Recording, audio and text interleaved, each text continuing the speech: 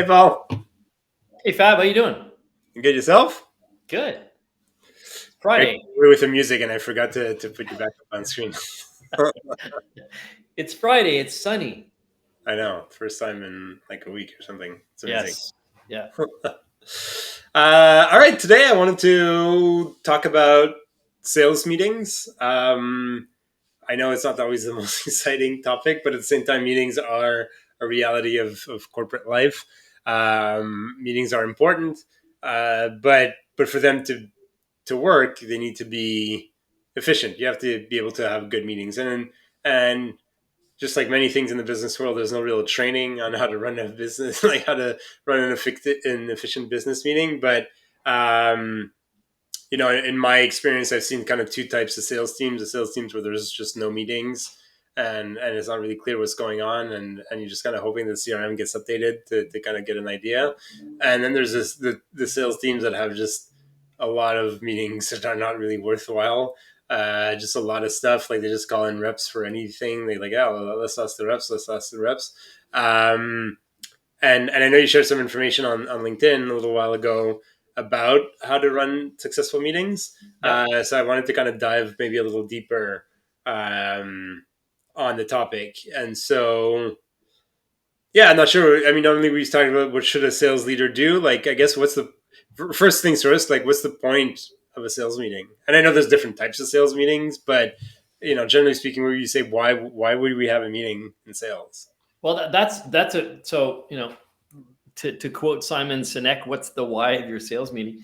Yeah. Um, it's a very important question, and I think there's a few. I think there's a few things in a sales meeting. So I think the reason you have a sales meeting, obviously, is to find out how your team's doing, how things are moving forward, and it's a group meeting. So you're going over some important information that everyone needs to know. You might be sharing some tricks, some ways of working. But I think for me, the sales meeting is the opportunity for your team to share, for your team to learn, and for everyone to be on the same page on certain things that need to be done.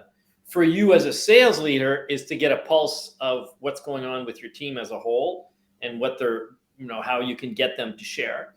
And the reason I'm defining it this way is because there's another sort of there's an appendix to the sales meeting that I believe needs to happen, because if you don't have that appendix, your meeting's going to suffer, and that's the one-on-one meeting. Mm. So if you, let's say, have a team of 5 or 6 salespeople that report to you as a sales manager, you should also have a one-on-one with each of those team members. Now, let's say you're a sales VP and you're meeting all of your salespeople once a month, and there's 100 salespeople. That's not a sales meeting, right? Mm. So the sales meeting we're talking about today is when you're managing a team of reps. You're the leader of reps, and you're also having a one-on-one with them. And that is there's a little bit of strategy in that meeting, but it's also a tactical meeting. Yeah. And the purpose of that is to make sure that they have what they need, and that you're communicating with them, and that they can move forward to achieve their objectives, i.e., your objectives too, because their objectives individually as salespeople should lead up to your full objectives. Sorry, that was a really long-winded question, and I hope I answered a long-winded answer, and I hope I answered your question.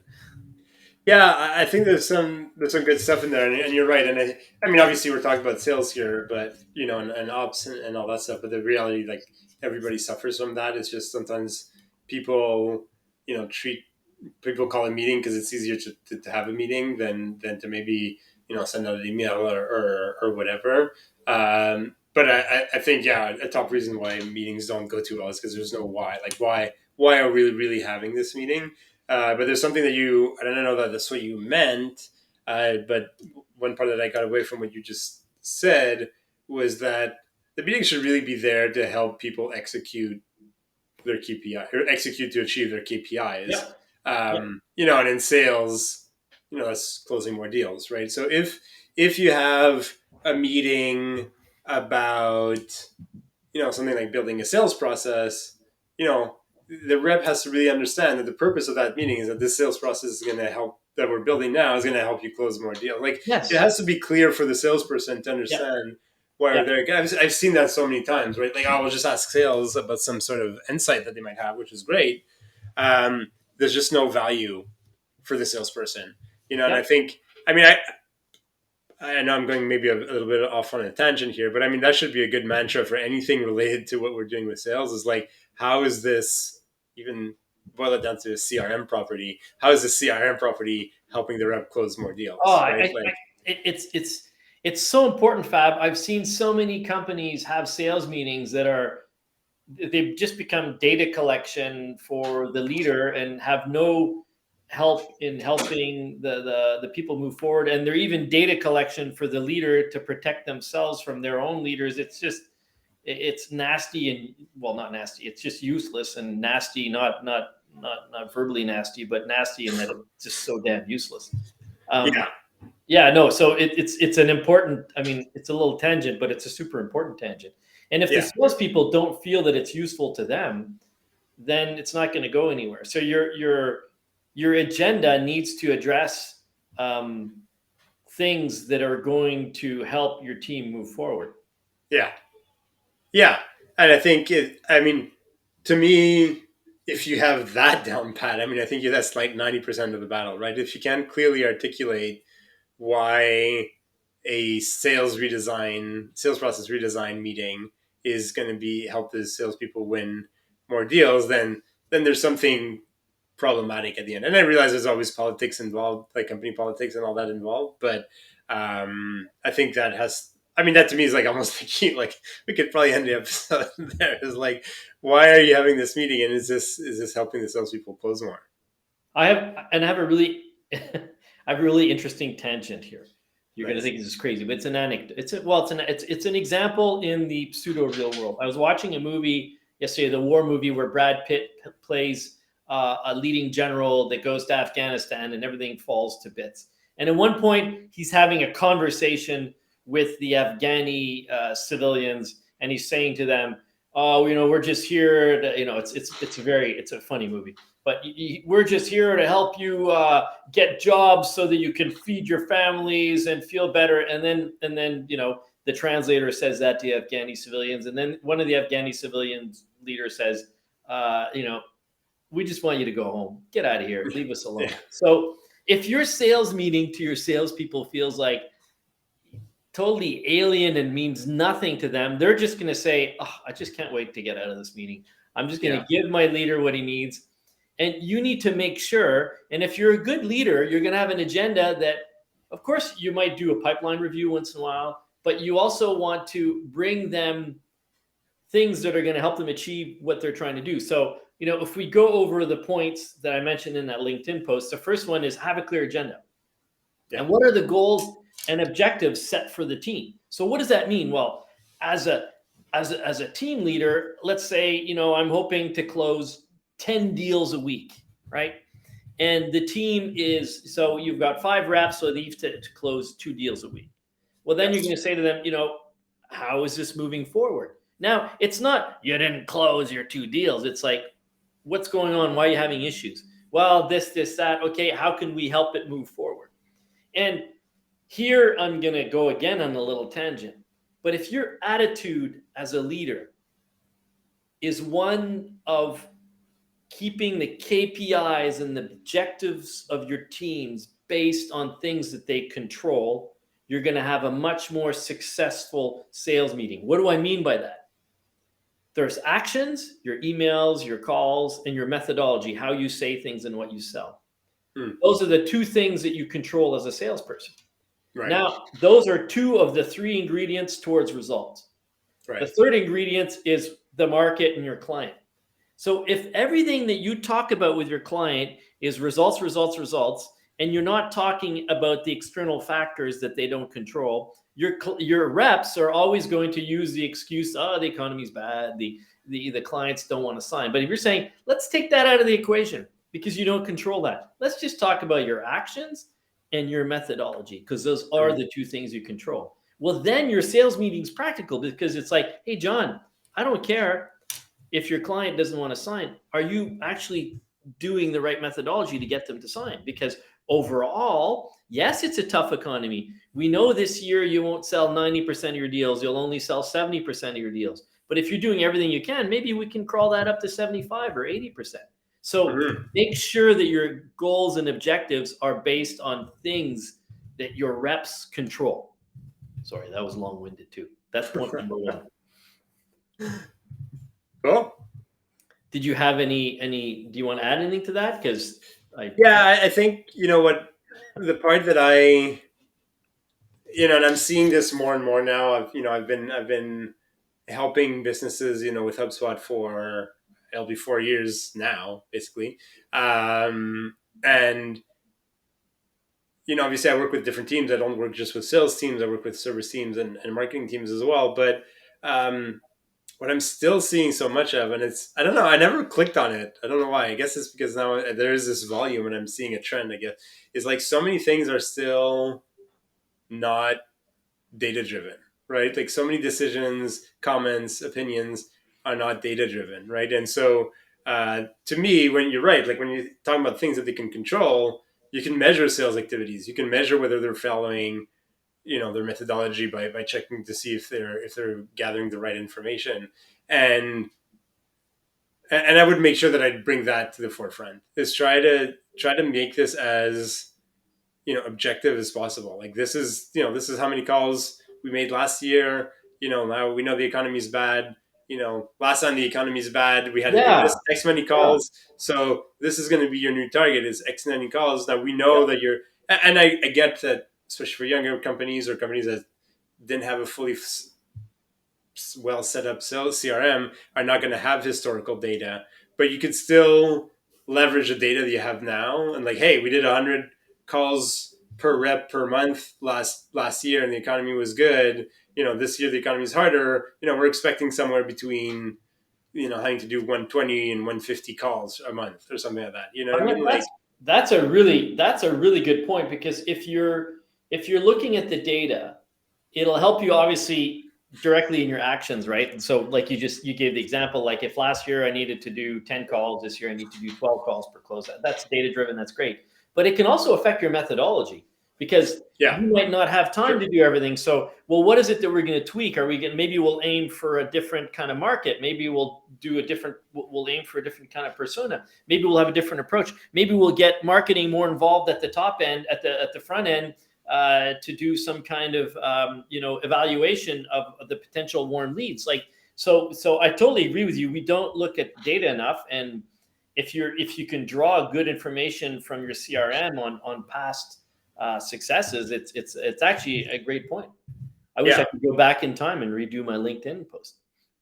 You could always edit a post or do another one. There you go. This is your next post. You're gonna V2 of your meetings post. So I think that's important. So and just to wrap that first point in your agenda, if you're if the goals and objectives that you're talking about in that sales meeting is the goals and objectives of your reps, of what they control, then you're going to have positive reaction, because you're going to help them move forward. Mm. So if you're using data, that's awesome, even better, and that's what you should be working on. And then point two is, you're probably reviewing the sales pipeline, but a lot of people, I find, again, do it ass backwards. They look at results, say, hey, why aren't your results there? That Glenn Ross approach just doesn't work. Right. What you should be doing is, again, what's going on in the pipeline. Use it more as a data analysis, and then if you're in a group, maybe there's some suggestions that come out here because people are talking about issues they're having. And again, if you're based on actions and methodology, data backed, then you can use that and really help people in doing things that they can make a difference upon. But your pipeline review is sort of, it's data that you're looking at to help you understand what you need to do moving forward. You can. I remember one boss I had in the past that I really like. We'd have the year over year. At the same time of year, where were we at last year? What's changed? What clients are not there? What can we do to bring them back in? What's their reality? So it brought on some really interesting discussions, Mm. which was wonderful. Nice.